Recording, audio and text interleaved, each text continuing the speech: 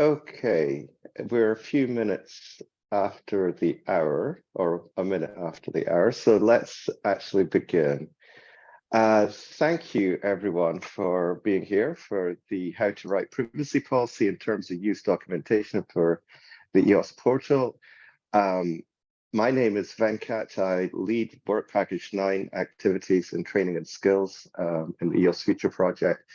But I'm just here introducing things, and I'll be handing over to others who will be actually doing the workshop here for you. I'm just going to post in here the chat window a provisional agenda for today.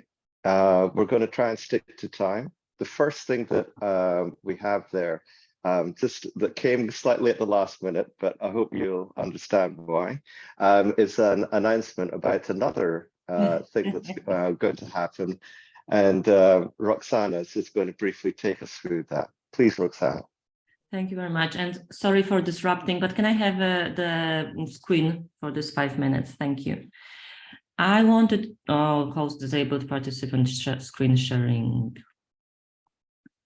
I really don't want to take a lot of time, but in general, I wanted to ask to invite all of you and other providers for the sake of consultations around composability.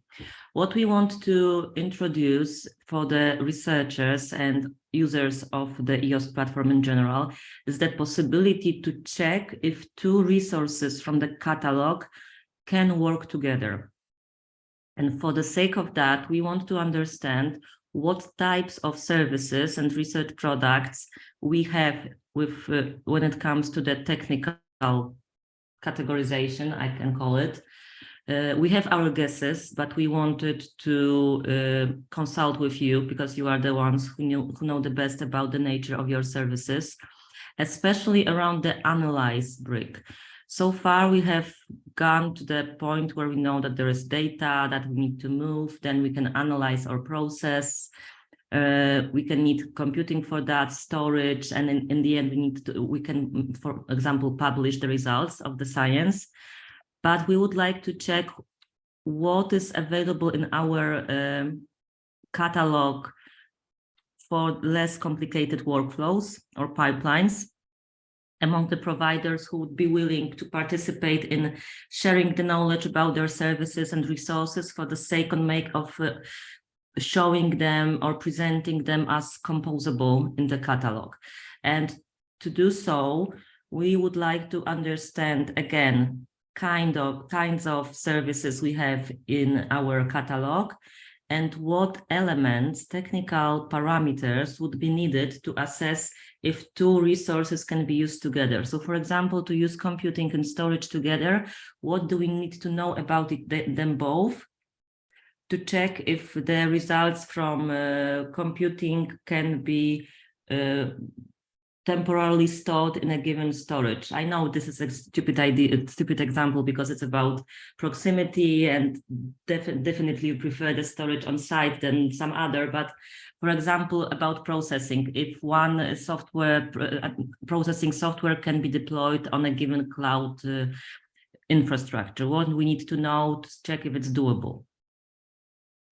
There is the very short example here. So, for example, for a given file, we would like either to process it or to publish it. And in order for the researcher to be able to check if a given service can offer the publishing capabilities he or she is seeking for, these are the elements, the parameters that we think are relevant, and we would like to check among those who are providing publishing services in EOSC, whether it's true, whether you can submit such information for the users, and the same for the processing capabilities. So I think it's so, and so in the end, we can introduce this notion of elements that users can choose from, like for data, they can choose from data sources. For move, they can choose for transfer services. And if they choose, for example, 3 of them, there will be a line connecting 2 elements in case the 2 elements are composable. So this is an idea. There is a high possibility that not everything here is exactly how it should be. It's the point where we got without consulting with you, and we would very like to consult with you as in the next step. I distributed the doodle, but from what I see, it was definitely too short notice, so I will extend it. The only thing I would like to ask you about if the last week before Christmas, so between 19th and 23rd, for which of you it would be doable to come in one of days in that week, please raise your hand. So I can check if it's even worth trying, or we should move to the new year.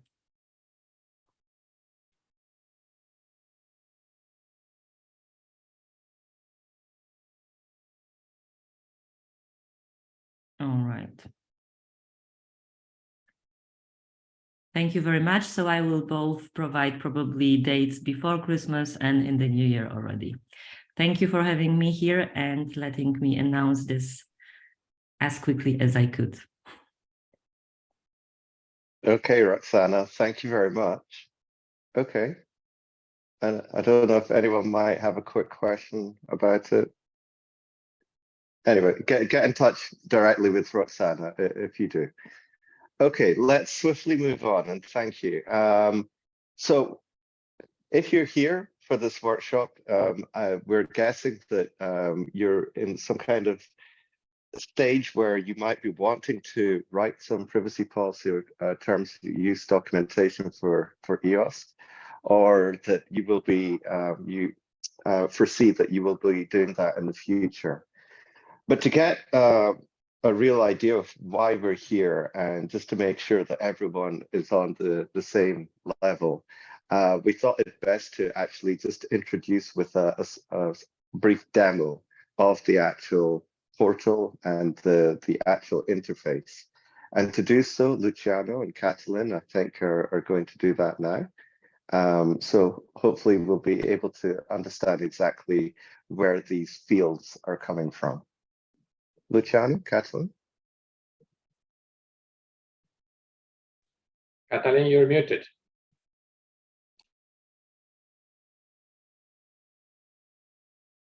Yes, I was muted. I'm not muted. I'm trying to share the screen. Thank you very much. So let's start again. Can you see my screen? What? Yes. But what do you see? Is the problem? The portal homepage. Okay, fine. So once again, Catalin Kodrak from EJ Foundation, and I'm coordinating the onboarding activity in org package 6 of EOSC Future project. We are, myself, Luciano, and several other colleagues are members of the EOSC Portal onboarding team, EPOT. Many of the participants probably know us from the correspondence we keep regarding onboarding resources. Maybe some of you are new. So I will very shortly present what is about onboarding. So I assume many of you know about EOSC Portal.eu, let's say homepage, this one. And that one contains a link to providers dashboard. Can you see, could you see now the change to the EOSC providers portal, right? Yes. Okay, so here, if I do a login, as everyone should do once they want to onboard stuff, you first need to onboard your organization as a provider of resources. And once you can do this, if you are a potential provider, you go to this link, become a provider, and you may want to start to onboard your organization. And the very first thing, you have to agree to the privacy policy of the portal and to assert that you are an authorized representative of the provider. And I will stop here, because this webinar is not about onboarding a provider, it's about something else. But assuming you finalized and onboarded your organization, when you log in again and access again this provider's dashboard, you'll be able to access here in My Providers section your provider entity. Like I have here, I'm authorized to represent EGI Foundation as a provider. Also, I created this demo foundation for a previous demonstrator. So I will show you here that I'm allowed to do changes to the demo foundation as a provider. Also here, I'm allowed to add new resource. So a new resource means another type of record with many sections here, starting from name, abbreviation, logo. But what is the point of today's discussion? Some additional information about the resource in the section management. And it contains help desk, user manual, but more important, again, the point of today's discussion is terms of use link and privacy policy link. Terms of use is described as a web page describing rules, resource conditions, and usage policy, which one must agree to abide in order to use the resource. And privacy policy link to privacy policy applicable to the resource. So whenever a resource is proposed to be onboarded, we, EPOT members, are checking these fields. You may notice that this field is not advertised as mandatory. There are mandatory fields: maturity, contact. Terms of use and privacy policy are not advertised as mandatory. However, profile version 4.0, which has been instated in on 1st of July this year, refers to this resource, these elements of the resource as mandatory. However, there is always a however.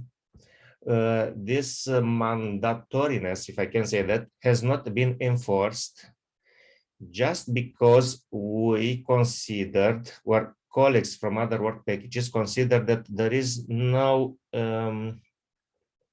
proper training, and maybe the providers are not yet ready to provide this type of documents. So since until now, EPOT accepted that and onboarded resources without this document being in place.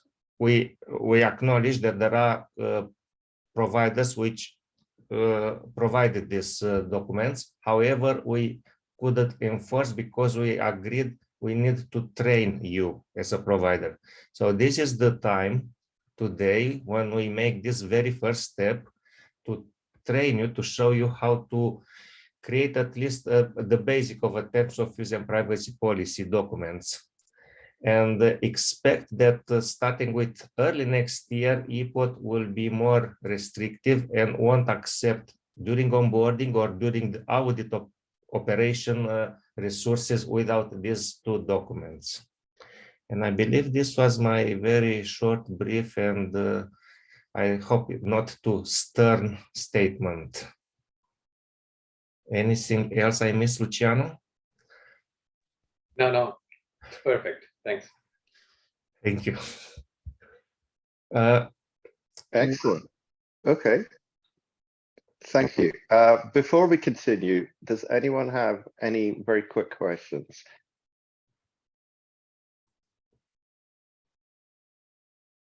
Okay.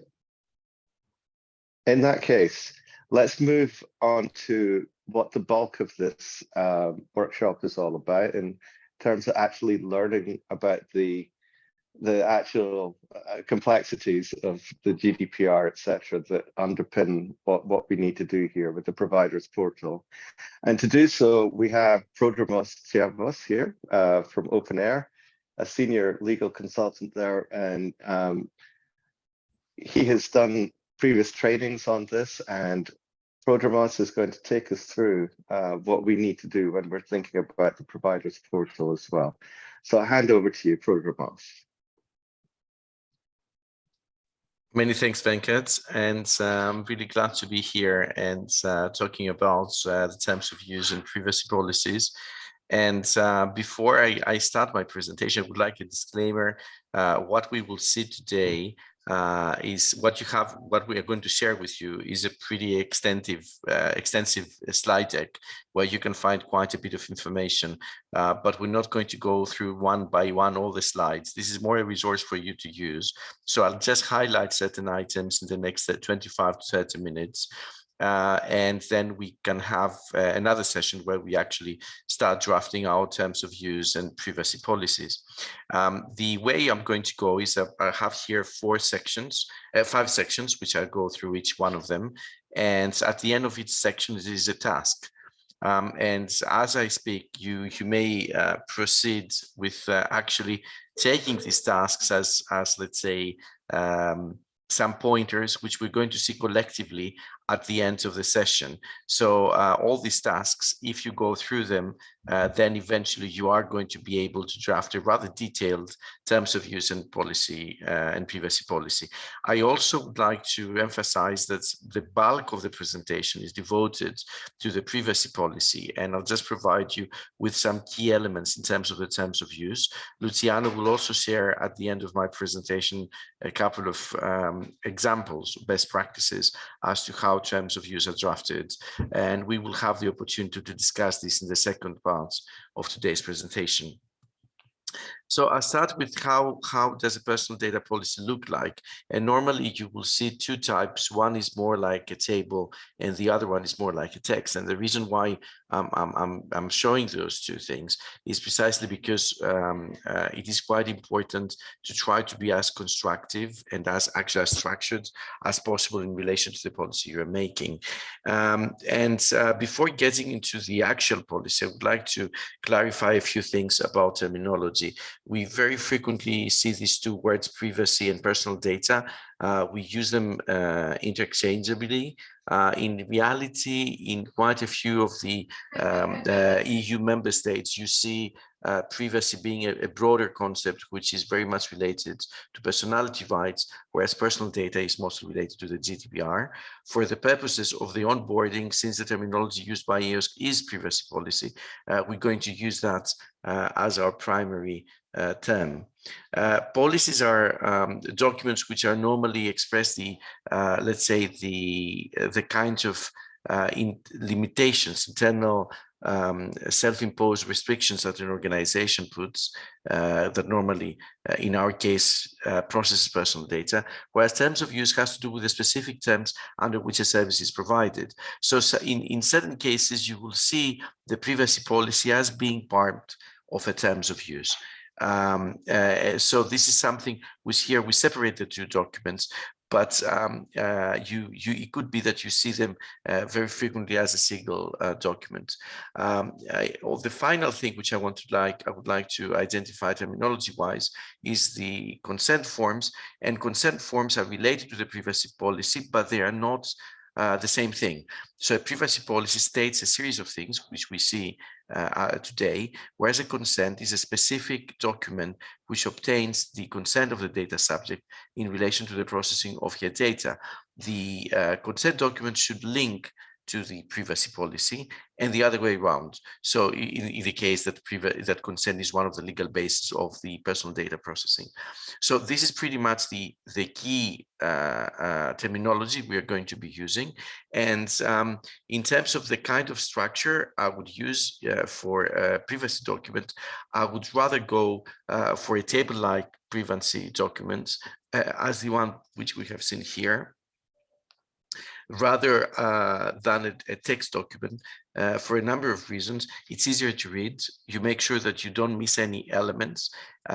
It's easy to identify amendments. You can compare between different versions, and it's easy to update. The privacy policy that we see today, or the terms of use we will see today, they comprise of very specific parts. Each one of them could be a section in the table that you're going to produce, and which is going to be your terms of use or privacy policy respectively. Going to the terms of use, I would say that we have two classes of conditions. The first one are conditions regarding the accessing of the service. And these, first of all, have to do with how you get to the service. So whether you require registration or not, and if you make any differentiation between the registered users and the unregistered users. And it could be that one major differentiation is whether their personal data are being processed or not. Other differentiations have to do with the level of access that registered users could have, which could be greater than the one that the unregistered users have. The second thing is whether there are specific limitations in terms of accessing the service. For instance, whether the location of the entity, the person, the user accessing the service makes a difference, or whether there are limitations in the use of an API in terms of volume or requests that can be placed. And finally, whether you want to limit the access by specific institutions that are allowed to have access to the service. So these kinds of limitations are some indicative limitations you want to include. And in general, in any terms of use, you would have three types of conditions. One would be things you cannot do. The second thing would be things you must do. And and the third one, it should be things you cannot do. So going to the things you have to do, you will see that you may have certain limitations as to the attribution. So it could be that you consume a certain service, but when you consume it, you should attribute where you got it from. It could be that you are obliged not to use the service commercially, or that you only use it as a private individual. And you are not redistributing the service after you consume it. So these are some of the obligations in relation to the service. You can see different ones. It really depends from service to service, and we can speak about this in the second half of today's presentation. And finally, when someone agrees to terms of service, this someone either agrees with, normally this someone would agree with personal data policies, and it could be that there are also confidentiality provisions. The second class of elements regarding terms of use, they have to do with conditions regarding the assets behind the service, which are made available through it. And this could have to do with copyrights and other types of intellectual property rights. Very briefly, it's important to state who has the copyright ownership and who is responsible for the provision of a service. And then we go to copyright licensing of the resources that you have. And again, there you may have different variations of how this licensing is administered. So whether you have all rights reserved assets, or whether you have open licensing assets, and again, open licensed assets. And in the latter case, you could either have a custom license, or you would have a standard license, as is the case of software content and service. And here I have some classic examples you may find. It is important to note that very frequently in a service, we have other types of intellectual property rights which are beyond the resources which are being made available. And this could be trademarks of the organization, other confidential information, and finally patent limitations that could be related to a certain service. We would see confidentiality and patent limitations in the context of EOSC as in a very limited fashion. I doubt we're going to see assets like this in any way being released through an EOSC service, but trademarks we're certainly going to have. And here it's important to specify how would you like the trademarks of your organization to be treated. So very broadly speaking, these two classes of concerns are the main things that you have to take into consideration when you're developing terms of use. And I would start with task 0 that has to do with the key elements of terms of use. I would ask you to think key conditions regarding access to the service and key conditions regarding assets which are being delivered to the user through the service. Moving from, so this is a terms of use element which I try to cover really broadly and really fast. I'll go now to the GDPR element, the privacy questions, And here, it's important to note that the key legal instrument is the General Data Protection Regulation, which has direct implementations in different member states, so it applies to you directly. But it's also very frequent that the GDPR itself is not going to be enough. So when you are to assess before you even write your privacy policy, you have to ask the question, what is the your national law, how in a sense it specifies further the General Data Protection Regulation, and finally, who is your data protection authority? And these two questions are important to start with, because you have to make reference to it in your privacy policy, because this allows the user of the policy to have an understanding what is the framework this policy is going to be construed against. And also in the privacy policy, we tend to have a specific section where we specify what the data protection authority is. Moving to a third element, which has to do with how we should construct a privacy policy. It's important to always think in terms of 4 elements. So it's important to identify which is the personal data we are processing, what is the kind of processing we're doing, what is the purpose of the processing, and finally, which one is the legal basis for which the specific processing is being conducted. And we can see those things more specifically in certain policy components. I have identified 10 policy components, and you could see them as the 10 constituent parts of your privacy policy. The first thing is that you have to define the service itself. So this is quite important to do it in a quite succinct fashion. This is not a GDPR requirement, but it's quite important as it allows you then to explain to the recipient of the service what the service is, and in relation to that, to see whether the types of processing are proportionate and whether you have identified the purpose in a proper manner. What is important again here is that you do that in a quite succinct fashion. So I would say the second task would be to identify your service in less than 150 words. Descriptions we have seen are normally, at least the ones which I've seen in relation to EOSC services, they're about 50 to 100 words. Another thing which I would like to notice to note here is that it's not, even if you have a service definition in your terms of use, you will need to repeat it in the privacy policy. You should see these two documents ideally as documents which are separate. And in that sense, even if certain things are repeated, they should be repeated because people may see them separately. Now, I'm moving to the next element, which is the definition of the personal data. And if you see the GDPR, it has a very broad definition, pretty much identifying as personal data any type of data which can, they are related to an identified or identifiable person. If you look at an example that we are using in this presentation, you will see that you have a list of the possible personal data which are being collected by the service. Here you see in this example that I have that the personal data processing, the personal data which are being processed and the legal basis are put under the same section. I would discourage you from doing the same. Try to keep them separate. So have a section where you identify which are the personal data you are using.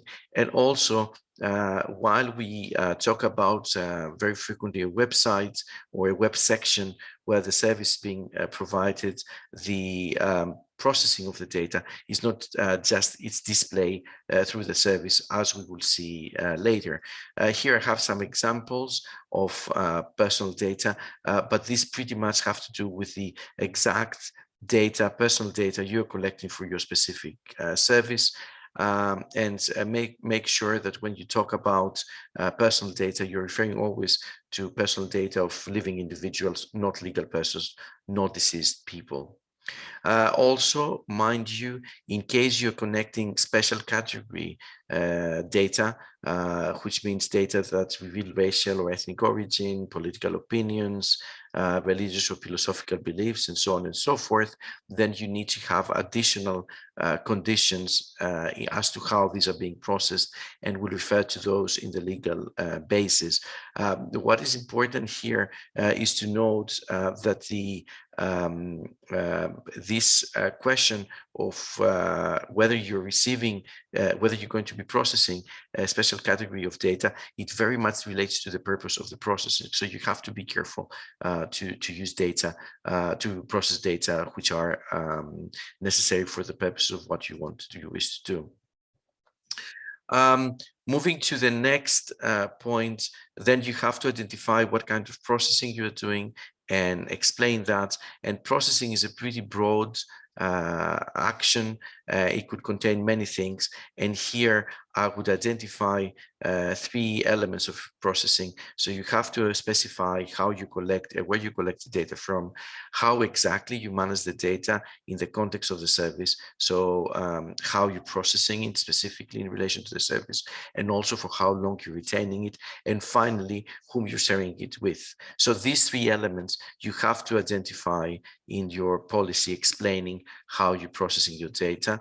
And again, the data management plan or any kind of workflow in relation to the processing of personal data could be very useful as to how you provide this description.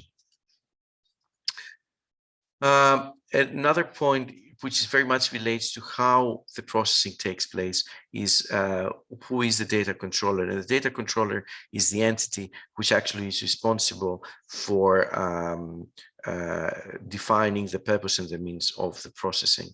And here, I have this example here. You should not conflate the data controller, which tends to be which is almost invariably the legal entity, the organization that processes the data, and the contact person.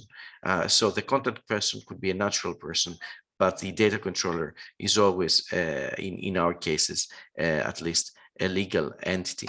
And again, here, the data controller is important to identify who that data controller could be. And if we think of 3 scenarios, one scenario where the data controller is just a single organization because the service is provided by single organizations, things are pretty straightforward. You make sure that you include in your personal data policy who that data controller is. Now, things get a bit more complicated if you have multiple organizations, multiple legal entities offering the service. And here you have to identify whether this is a service which is provided by 2 entities in the form of co-controllers, which means both entities are actually define the purpose and the means of the processing, or whether you have the situation where you just obtain the data from another entity, and then these data are being transmitted, are being used in order to provide the service. And in that case, you don't have co-controllers because you don't define the purposes and the means of the processing in common, but is rather something that happens in a serial fashion. Similarly, if you have more than one organizations participating in the provision of the service, you need to see what is the framework within which this thing happens. So whether this is something which happens in the context of a project, the consortium agreement is a relevant one, or whether if this is something which happens as a joint venture. Similarly, you have a legal instrument which tells you how the processing happens and who is the controller. Now, in the case that you have more than one entities, but the one entity provides the instructions and the other entity is an entity which actually processes the data, then we don't talk about co-controllers, but we talk about a controller and processor relationship. And you see that the data processor, if we go to definition by the GDPR, is the entity that actually processes the data for someone else. What is important here is to actually make sure that in the case that we have a controller and processor relationship, which is relevant to you, you need to have a contract specifying how the processor is actually going to make the processing, or some sort of legal document that sets the conditions as to how the entity that controls the processing is going to use instructor, the controller, to the entity which is processing the data, and that is the processor. If in the case that you are in a controller processor scenario, you have to include in your privacy policy, in your data protection policy, this fact. So you have to explain that you're operating on behalf of someone else, if you're operating as a processor, or that you're working with a processor if you're sending someone else the data for this someone to process them for the service to be provided. Next element is the data protection officer. And again, you need to make sure that you include this person in the terms of, in the privacy policy, who this entity, who this person is. It's very clear to understand that the data protection officer is not management and is not working for the organization as an employee. So the data protection officer, I'm reminding to everyone, is a person that is directly accountable to the top management and has to provide instructions, controls whether there is adherence to the personal data policies, and advises, but is not the one that is actually taking the decisions or is executing them. So very crucial to provide this information in your privacy policy. It needs to be a natural person. My suggestion would be not to provide a name, but rather try to provide a DPO at domain of institution so that you can anticipate change. Moving now to let's say the most fundamental things is to identify what is the purpose of the personal data processing.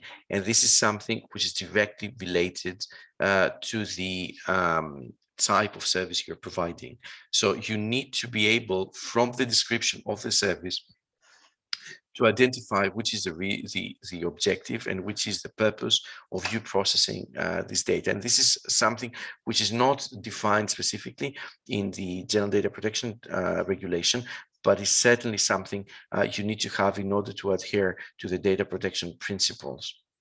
What I would suggest is to always see the purpose in relation to the legal basis or the lawfulness of the personal data processing. And here I have the list of the different legal bases, and what you get to see is that you have these 7 legal bases, and people tend to use, in terms of research data processing, either the public interest, that is what is mostly used, or if the processing of the personal data is being done for other reasons, for instance, for communication purposes or for contacting, for promotion purposes, then we move to the consent or the legitimate interest. So it could be normally in a service provision scenario, you would have, I would say, if it's just for research purposes, the obtaining of data, then you would go mostly for public interest. If the personal data are connected in order for you to be able to identify, to offer the service, then it is something which would be either contract or consent, depending on the details of collecting the data. And if it is something which you're doing for promotional purposes, but you have already obtained the data in the past, we are talking about legitimate interest. Now, what is important is that the processing of data has to be the processing of the data has to be done for a purpose which is covered by a specific legal basis. So if the legal basis for what you're doing is consent, you have to make sure that this covers all the types of processing we are talking about.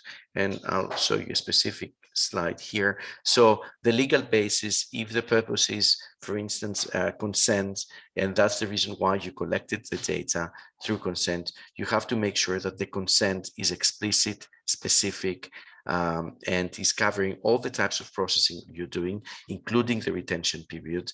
And if you're sharing with another party, or if you're using a data processor, this has to be covered in the consent document as well. Similarly, if you have another legal basis, for instance, your legitimate interest or public task, because you're using it for, let's say, communication purposes, or because you're using it for research, pure research, similarly, this legal basis has to cover the whole of the workflow and the life cycle of different types of personal data. And here I have a very detailed account as to the conditions under which you have these three legal bases I mentioned before, plus some items which have to do with the special categories of data, of personal data. And I'll move now, which you can consult separately, and I'll move to the final two sections of the presentation, the data subject rights.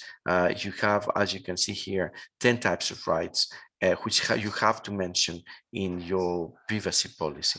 However, mind you, that you cannot use, you do not have to actually provide all sorts of rights for all types of legal basis. And here I have a table which I lifted from the ICO in the UK, where you have the different forms of the legal basis, and then you have the different types of rights which apply in each case.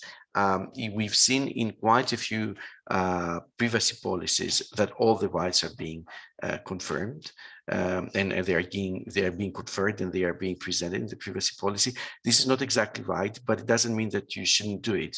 If you wish to provide the data subject with all sorts of rights, you should have them. It's just that in certain cases it's impossible for you to implement them. For instance, if you don't use consent, you cannot have consent withdrawal, or if this is something which happens due to public task or legal obligation, there are certain things which you will not, or you cannot necessarily do. For instance, the erasure or the portability of the data.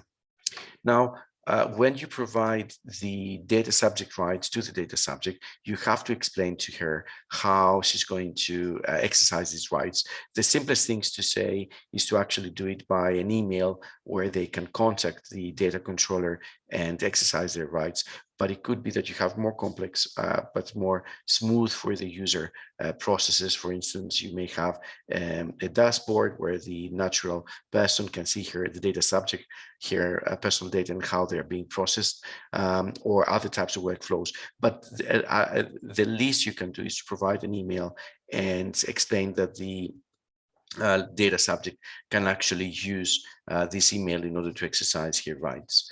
And of course, there are these kinds of limitations that you have mentioned before.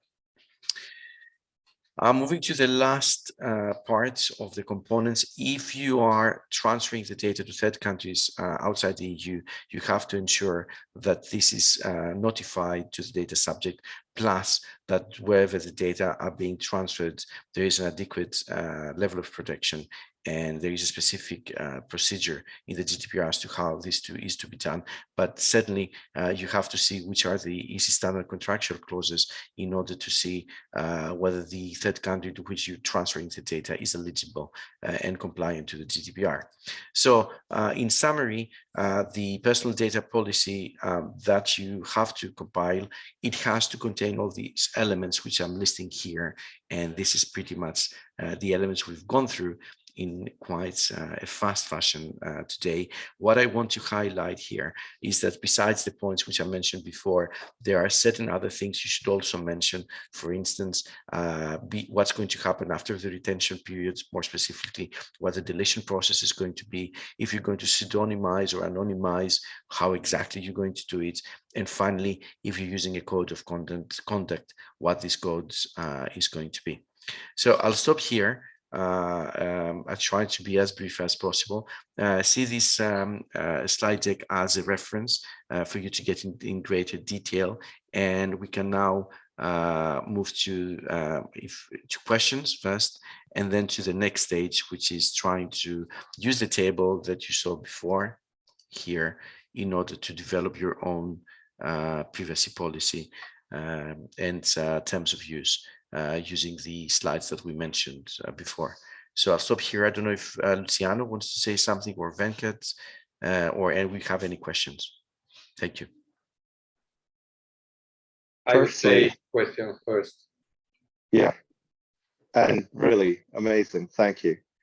And I've shared your slides in the chat, so people should be able to download those, and we'll be sharing them again by email, I think. I don't know if it's already been done, but if not, then we will definitely be sharing these slides with you.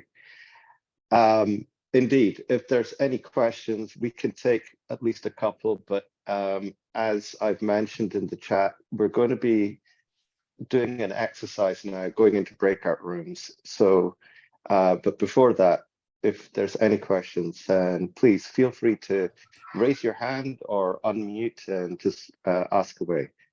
Yeah, Ian.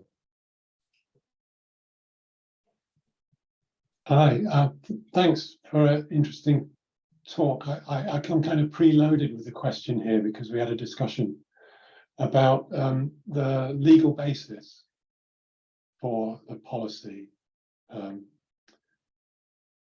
don't know whether I can explain it, but I believe that consent is only valid if there is not an imbalance of power, as it were, between the person.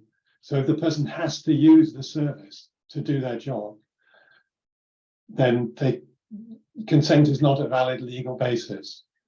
So I wonder if you could explore that area reasonably. Say you've got a researcher at some institute, and to do his job as part of the project, there's a service that is offered by another institute. So he has to register with the service and accept their terms of use, but that's the only way he can do his job. What issues would you see in that? Thanks very much. That's a very good question. I would start with the consent being the, I would say, my last option always. So I would always try to go with anything but consent. As a general statement. As a general statement, yes, I would go with consent is something that I would go for mostly if I know this is a special category of data, and anyhow I would have to do it, or because of my ethics board, I would have to consent. So in terms of processing data for research purposes, very frequently you have no other option. But I would start, my question would be, what is the kind of data personal data I'm collecting from that individual? So if these are data that have to do with the, let's say, the identifying the individual researcher because it is necessary to provide the service, I assume that's the case in your example. In my case, it's very trivial, really. It's just for traceability as to who is using the service. Okay, so if it's pure traceability in relation to or accountability, traceability, that kind of thing for market security. Then there is no if it's security and traceability for that purpose, then it's not really consent, because as you said very correctly, it could be that the individual does not have an option. Either they take for consent to be there, it has to be real. So there has the person has to be able to refuse. Otherwise, if it is connected inextricably with the service, the provision of the service, I would more see it as a contract. So I would see that being more closer to a contract. And I think this is why in quite a few cases we see these terms or these policies as parts of the terms of use. So it pretty much, it tells you that if you wish to obtain this service, to consume this service, you need to provide this data, because that's how as a data controller, I can provide you this level of service. I can ensure security.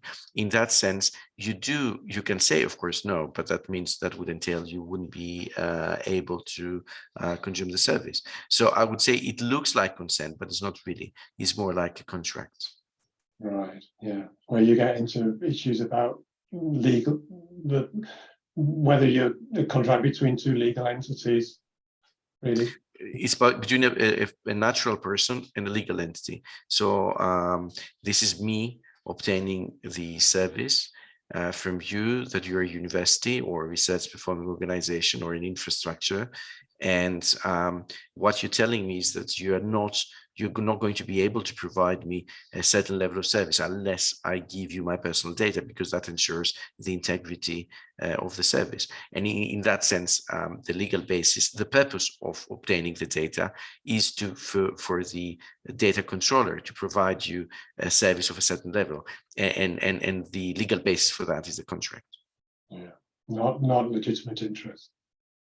Legitimate interest, it would go only in the case that you would see that as something which is in the interest of the entity providing the specific service. And I think that's the difference between traceability and security.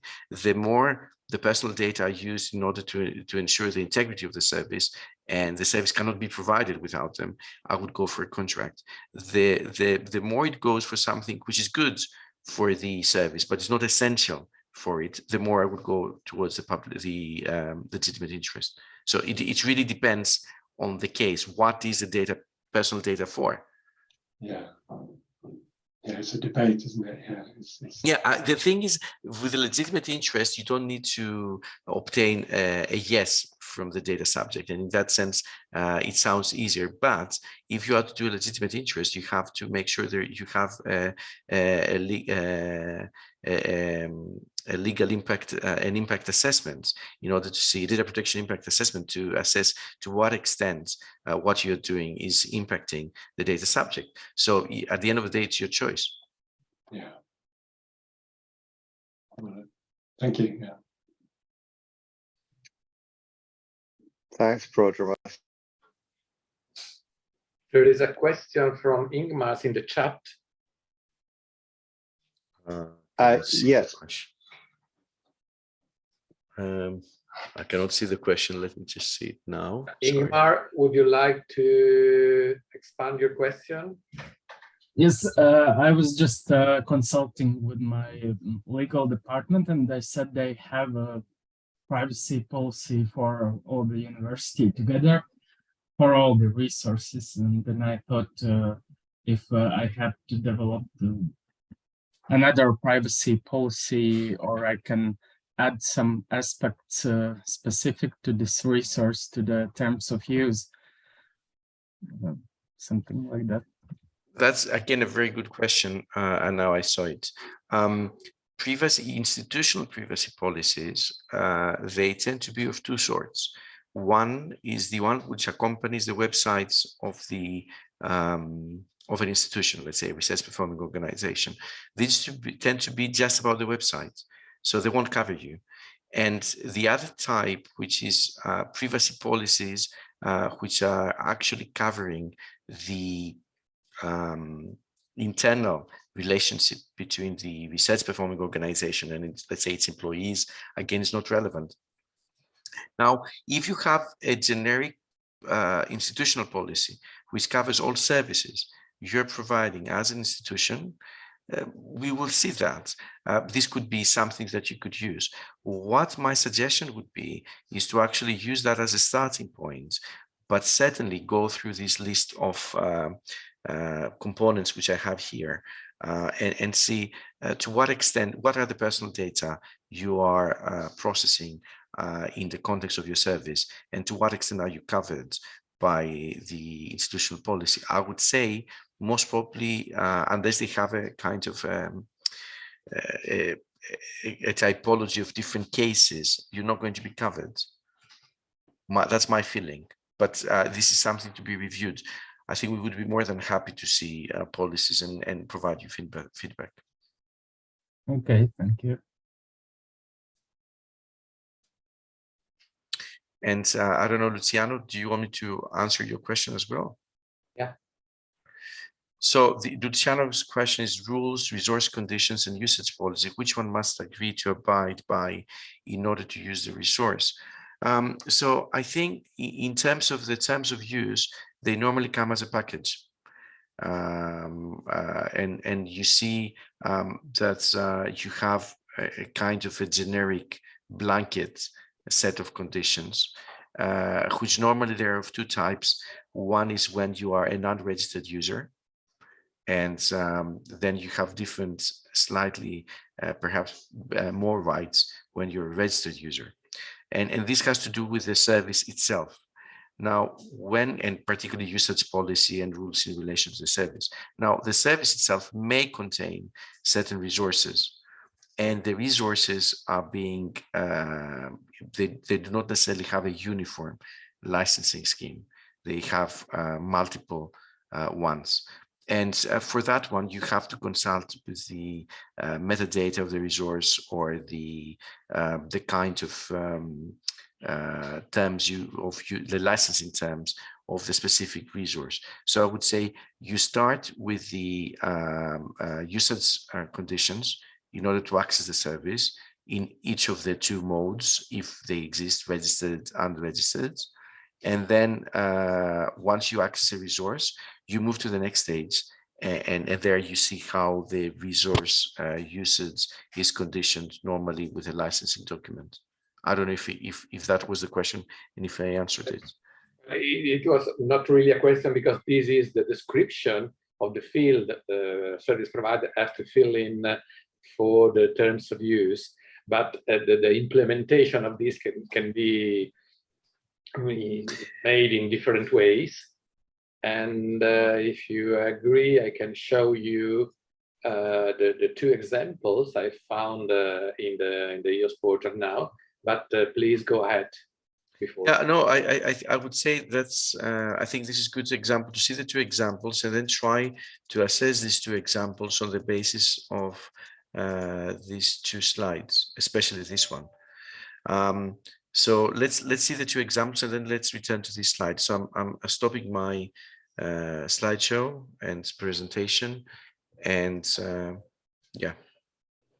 Okay, so I can share my screen. Where is it? Can you see my screen now? Yeah. Okay, this is one of the terms of use, which is called acceptable use policy and condition of use of a resource called EOSC Benchmark Collection Service, provided by Karlsruhe Institute of Technology. This is quite general, and it has a number of information here. So first of all, you can see that it is stated what is the service, who is the partner providing this service at the institution, and then a number of items describing the conditions for using this service. The first one, you shall use only use the service in a manner consistent with the purpose and limitation described above. The second one, you shall only use services for lawful purposes and not breach, and so on and so forth. You shall respect intellectual property and confidentiality agreements. And there is also a section about the credential, the number 4. You should protect your access credential, password, and so on. And also number 9, for example, your use of the service may be restricted or suspended for administrative, operational, security reasons, and so on and so forth. This is more or less what is in this document, the contact information. Then we have a different document for another service provided by the PlantNet Consortium, which is hosted by INRIA, a French institution, for a service called PlantNet API service.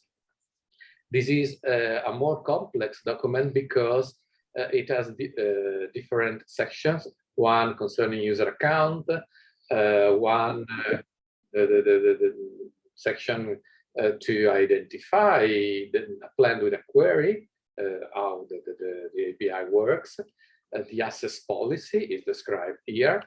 Then you can see that there is also a part describing what is the cost of using this API service if you exceed the free of charge amount. And then there is also some information about the personal account, login information. So it is something in between, in my opinion, in between the terms of use and the privacy policy. Another section concerning the limitation of liability, user rights and obligation, intellectual property rights, personal data. So it is not strictly a terms of use, but also a mix of terms of use and privacy policy. This is a two examples. Yeah. In my opinion, the document, the appropriate document for a service that strongly depends on the service itself and the institution providing the service. So it may be very simple if there are not specific rules, not so many specific rules. It may be more complex in special cases. But Prodromos, please comment on this. Yeah, thank you very much, Luciano. This is very helpful. Seeing these two documents is a good example of the different approaches. I'm very much in favor of developing tables, even when you do terms of use, because as I said before, you can identify very clear the different sections. In terms of use, what you see in terms of types of rules, you see rules that have to do with maintaining the integrity of the service, and that's a key family. It has to do with things that that relate to the credentials and the accessing of the service, as we saw in the previous documents. But also they have to do with the extent to which you're able to do, for instance, to place queries on a specific service. So there is a limitation in volume. And this is let's say the health and safety elements. Then there is another family that has to do with the liability. So to what extent certain actions incur liability, either from the side of the service provider or the sides mostly of the user. And finally, there are certain specific rules that have to do with the assets, both the assets that are contained in the service and they're provided as such, and the service itself. So this would include, they would range from copyright to trademarks, mostly, and in a few cases, if we talk about specific instances of services which contain elements which are patented, then we will have reference to patents, or if there is any confidential information. Similarly, there is going to be reference to it as well. And finally, there could be links to the personal data policy or the privacy policy, which you're asking the recipient of the service to accept to. So you have this element. That's why I said before on my slides that in terms of use, I see it as the umbrella. It has indeed these elements, and then you can see below it having mostly things to have to do with the service as such, things to have to do with the assets, and things that have to do with the personal data. Yeah. So are you saying that the privacy policy could be a section within the terms of use? It could be. It could be either. It should certainly be referred to. I would have it as a separate document so that I am able to amend it irrespectively of any amendments to the terms of use and different versioning system. But I would need to have a reference to it in the terms of use. So this personal data section here is very important. Even if it wasn't here as a text, there should be a link below it. Okay, good. Just one more comment about this document. You can see here the prices for using the services above a specific threshold. This information is collected in the EOSC portal in another menu. called, let me check, the order and financial menus. You can order the service, and so you have to provide information about the condition for this and the order form, and then the financial information is provided here. But in this case, you can see that this information about the prices are already included in the terms of use. Here, we should make a distinction because there are two types of services offered through the EOS portal and the marketplace. One type is a service provided by a specific service provider on its premises. So you simply get to the endpoint of the service and then log in or whatever is requested and use the service there. The other possibility is to order the service and get the service to be implemented in the user's premises. This is a different case, and probably this needs a different terms of use because it has different conditions. The resources are not the ones of the service provider, but will be the ones of the user ordering the service and so on and so forth. So probably these two different cases should be managed in a different way. And the terms of use we are collecting through the EOS portal is the document referring to the service provided on the service provided premises only. But like again, I think, Luciano, this is in terms of service, another thing which is missing here, but this is very much related to possibly the commercial side of the service, is the SLA. So it could be a service level agreement which comes as a annex or as an additional parts of the service agreement. But this is something which you're going to see in the case of a commercial service. Normally for non-commercial or free services, we have the exact opposite. So the service provider actually dissolves itself from any liability or any service level provision. And here we have service description agreements rather than service level agreement. Yeah. Exactly. Another important thing is that if you can see now in the profile, we have also an access policy, which is a different document, which is not mandatory, and it will not become mandatory, but probably this may be anyway considered part of the terms of use. In the past, I mean, because of trying to fill this in, we actually had a single document. We broke it down in terms of the access policy. It pretty much defines the levels of access. So it could be, we mentioned before, registered and non-registered users, but it could be free and premium users. So this is what you have to identify here, or it could be access policy that has to do, which I haven't seen it, but it could be that this is geolocation based, or it could be institution based, type of institution. So there are multiple things you could see here, and very much relates to the business model of the service provider. Okay.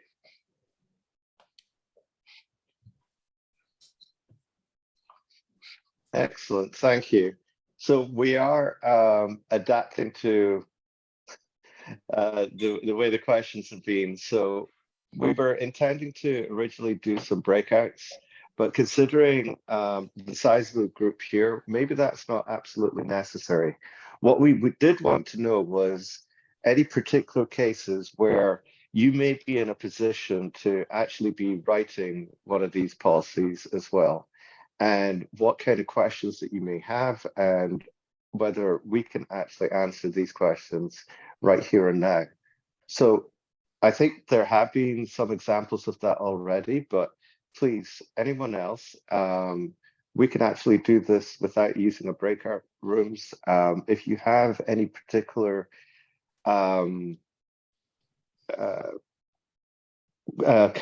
considerations, any worries that you may have about putting these documents together, maybe you can just ask here.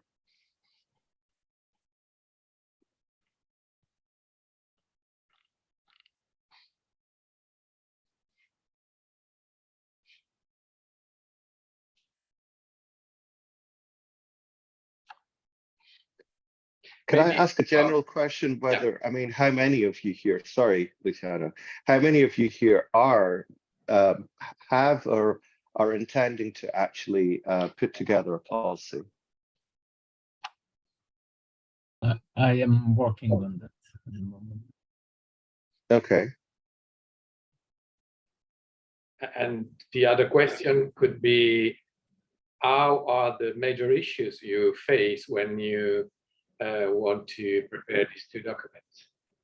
Is there anything specific to your organizational service which makes this difficult? It's more of a bit, let's say, unclear answers from my legal department. So this event will be really good for me to kind of, to understand better what I need to do. But otherwise, I think it's okay. May I also ask if you are stuck to internal rule to go by your legal department before publishing these documents?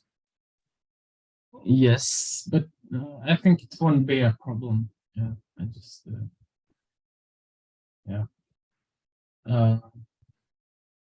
many departments will have to harmonize these documents before publishing. So yes, we identify this as a long process, which hinders a bit onboarding process, but we have to live with it.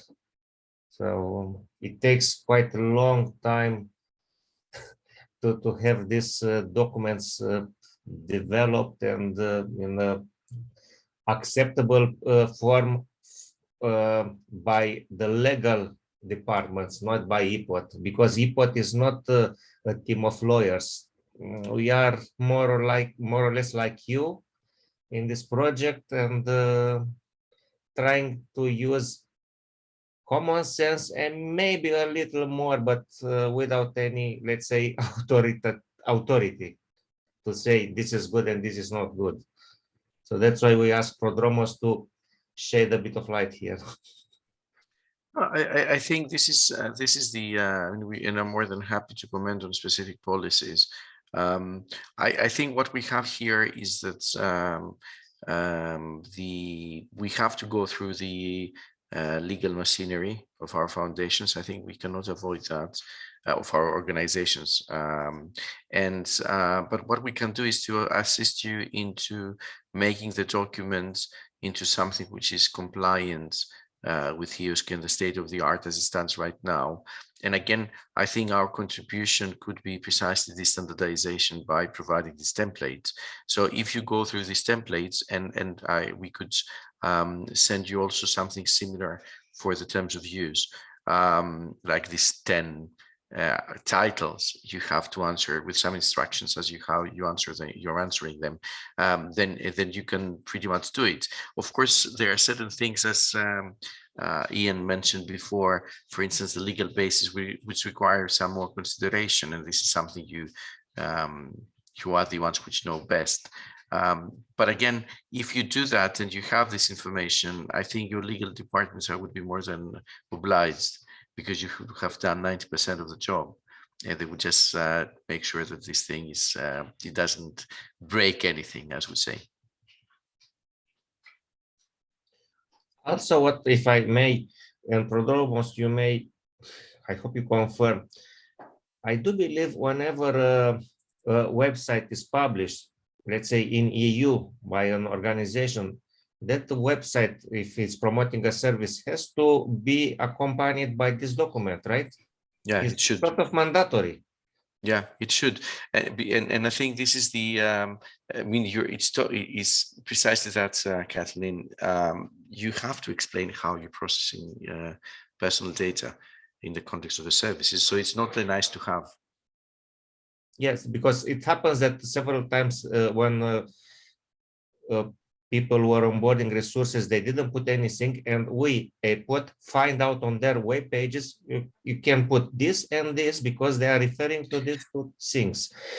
On the other hand, I would have expected that before trying to onboard the resource in EOSC Portal, that resource was for some time in the public domain, accessible. So they should have had these documents as well, but it's not the True. case. True, and again, it's important. I mean, we talked very quickly, very fast about it, but it's important to understand what is the personal data you're obtaining. So if you're obtaining through registration, or some sort of signing up or signing in later, which you operate. At least for this data, you should have a very clear path as to why you're Right. collecting them, what is your purpose on your legal basis. It becomes a bit more complicated when someone else operates this part for you, or someone operates this part, period. And in that sense, you need to see how you obtain this data from this third party. And again, normally what would happen is that when someone signs up in your service, if it's a single sign-on process, it would go through the kind of identity provider, and then the identity provider would provide access to you. And in that sense, you would have some form of either processor-controller relationship or controller-controller. But again, this is something to be seen in a specific service. What is even more difficult is when the content of the service itself contains personal data, not through the registration, but the actual service, because there is sets data. And there you have to really understand how these data found themselves on your service. But I think these are let's say the difficult questions. I would go for 90% of the effort, which is to identify the key components we will mention. And if you get stuck with the legal basis and the sort of processing you're conducting, this discussion we can further have. Yeah. So maybe we can have any feedback from the current audience here. It will be very helpful for everyone. Why don't we try to look at the table prepared by Prodromos and see with the cooperation of a volunteer if this information is easily findable for our users, and this could be helpful also for the other people in the audience.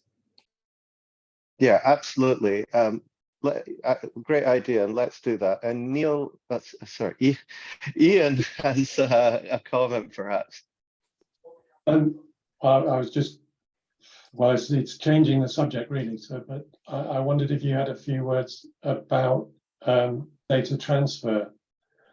Again, I mean, it's not sensitive data, but sometimes in the research context, as Catalin knows, the very credential that the person uses for authentication and authorization contains personal data. So the very fact of authenticating to a remote service, which may well be in the United States or anywhere over the world for a large collaboration, is effectively a transfer of your personal data.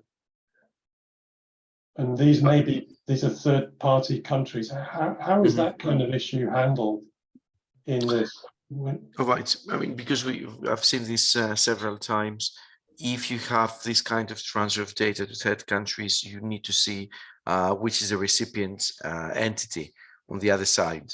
Yeah, well, sometimes let's use the example of a US national lab. Then you have to check whether this US national lab, what kind of code of conduct it has in place, what is the data processing scheme they have, and whether this is something which has been certified through a seal or something by the Commission. So this is what you have to see. And then the other thing you could do, which I guess this is something which is it has to be done in detail. Yeah. To what extent it's very difficult, I think, because it's a government lab. And then no, if it's a government lab, it should be easier, because normally government lab would have a certain minimum level of in a policy in relation to the processing of personal data. For sure they do, but it hasn't been. It's not part of any kind of adequacy agreement. Is my understanding. I cannot answer in abstract. In reality, when I have such case, I check their code of conduct. I see whether they are one of the let's say of the entities which are contracted somehow, or whether they have been let's say approved by the commission, and then I would see whether the third party is capable of actually processing such data. Just to give you an example, and I'll share the screen with you. Basically, what we need to see is the standard contractual clauses. Let me just share my documents here.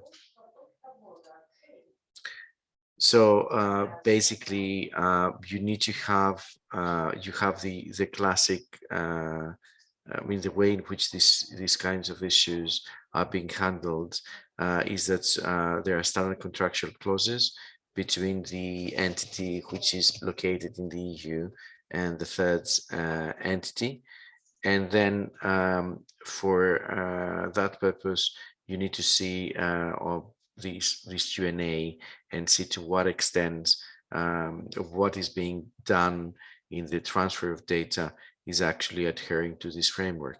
So I'll share also the link because I think this is the key documents, and I mentioned that earlier as well. Yeah, exactly. Basically, you're going back to contract. Yeah. Yeah.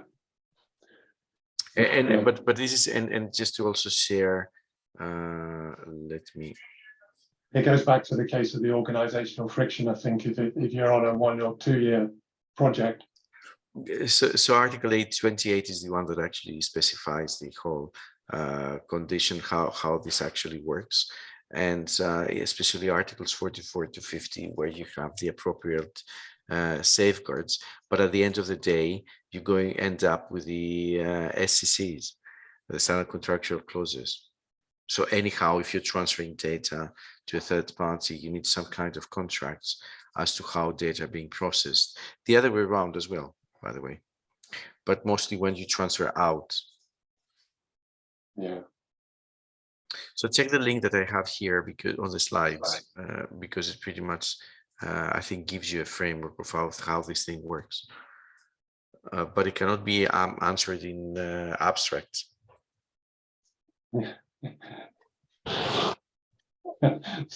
Such a shame. No, I mean, the thing is that you need to see how the legal relationship between the EU and the non-EU entity is structured. Yeah. So there has to be some kind of contract between them. And then when you do that, then you see which are the things that you should do. Basically, you almost copy paste the SCCs into the contract that you are having, the model ACCs to the contract you're developing with the non-EU party. Yeah. I suppose you're aware of the work that was done by RefEds for the data protection code of conduct. Yeah. Again, the codes of conduct are another way you can resolve the issue if there is one of the codes of conduct which actually fulfill the GDPR criteria. Yeah, but unfortunately, it's not even being put forward for acceptance as a code of conduct. It's only that's why you end up with the SCCs, because it's very unlikely that if an organization would take such a bold measure to have a code of conduct which is full GDPR compliant for its whole of operations, it would rather do it piecemeal and it would go for the specific relationship. All right, thanks.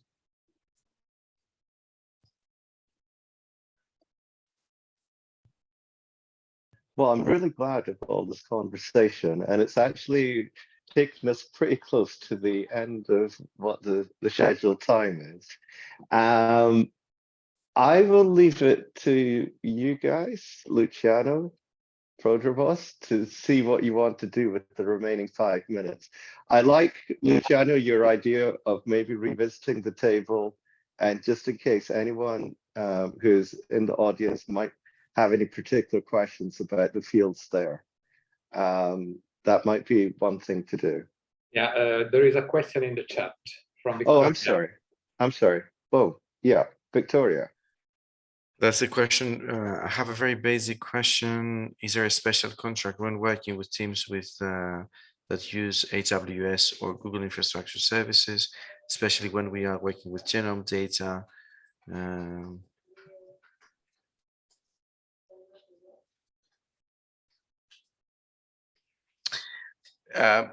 I think there are two things. AWS, both AWS and Google have, Amazon and Google, they have compliance departments, and I'm sure they are GDPR compliant. Otherwise, they wouldn't be able to offer their services in the EU. What you have to do is to actually see how this is being done in your particular case. So you have to see whether what is the contract you have actually developed with them. Normally they have the standard clauses they have. They are pretty SEC, they are SEC compliant. So even when the processing happens outside the EU, they are compliant, but quite a few of them actually have their server farms in Europe. I know for sure that Microsoft does, and AWS does, and I'm sure Google does as well. And in that sense, you don't even have to go to the third country type of approach. But this is something you have to see. So again, I cannot answer in abstract. In reality, you just have to see where the service farms are located, and this has to be mentioned in the service contract they signed with you. I don't know if I answered your question, Victoria. Yeah. Please feel free to unmute as well, Victoria, if you would like to say anything.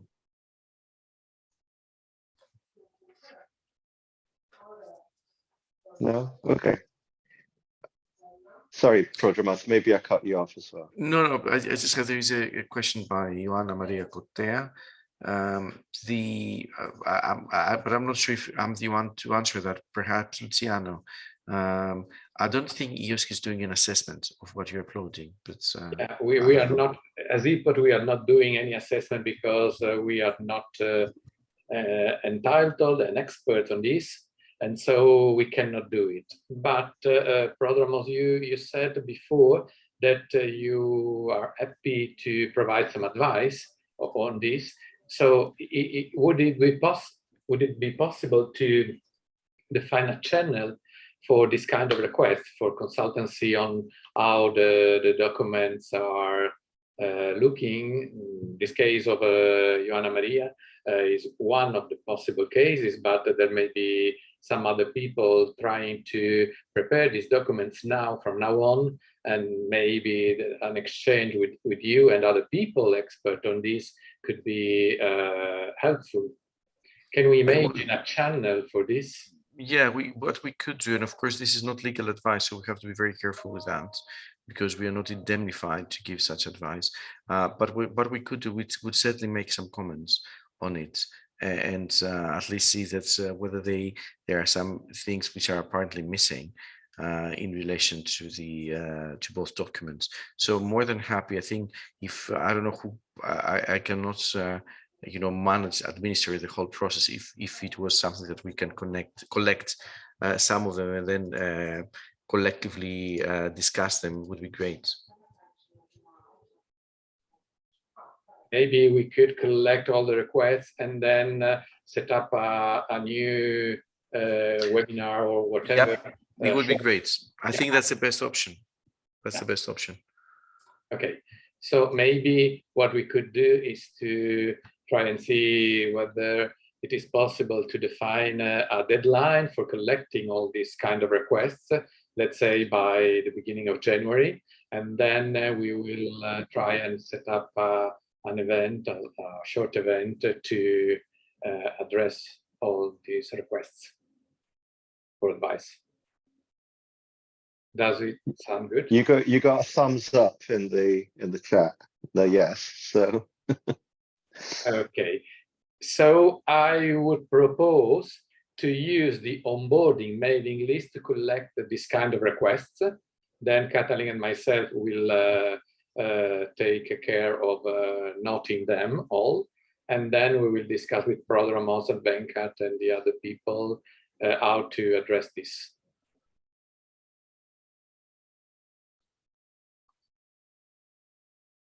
And there's the email address that Kathleen has posted in the chat as well.